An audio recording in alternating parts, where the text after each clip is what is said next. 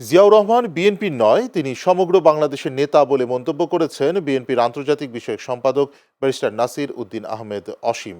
সোমবার বিকেলে ধানমন্ডির রায়ের বাজার উচ্চ বিদ্যালয় মাঠ প্রাঙ্গণে জিয়াউর রহমান ফাউন্ডেশন শিক্ষা বৃত্তির ফলাফল ঘোষণা ও বৃত্তি প্রদান অনুষ্ঠানে সভাপতির বক্তব্যে তিনি একথা বলেন। এ সময় ধানমন্ডি থানা ছাত্র দলের সাবেক সাধারণ সম্পাদক মহিন উদ্দিন মামুনের সার্বিক তত্ত্বাবধানে প্রধান অতিথি ছিলেন জিয়াউর রহমান ফাউন্ডেশনের নির্বাহী পরিচালক ডাক্তার ফরহাদ হালিম ডোনার। এতে বিশেষ অতিথি হিসেবে উপস্থিত ছিলেন ব্যারিস্টার মেহনাজ মান্নান এবং স্বেচ্ছাসেবক দলের সাবেক এজিএস রফিকুল ইসলাম সহ আরও অনেকে। সভা শেষে পরীক্ষায় উত্তীর্ণ শিক্ষার্থীদের মাঝে শিক্ষাবৃত্তি প্রদান করা হয়। জননেতা জনাব তারেক রহমান সাহেব এ কারণেই করেছেন যে আমরা জিয়াউর রহমান সাহেবের আদর্শটা যেন অন্তত ধারণ করি।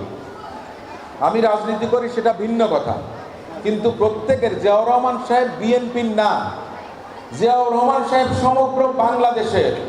জিয়াউর রহমান সাহেব যা কিছু দিয়ে গেছেন, করে গেছেন, বাংলাদেশ যে তিনটা স্তম্ভ খুঁটির উপরে দাঁড়িয়ে আছে, যে আজকে জিডিপি, আজকে যে প্রবৃদ্ধি, বাংলাদেশ যে বিশ্বের বুকে বুক ফুলিয়ে দাঁড়িয়ে আছে, এটার পিছনে সবচেয়ে বড় অবদান শহীদ রাষ্ট্রপতি জিয়াউর রহমান সাহেব।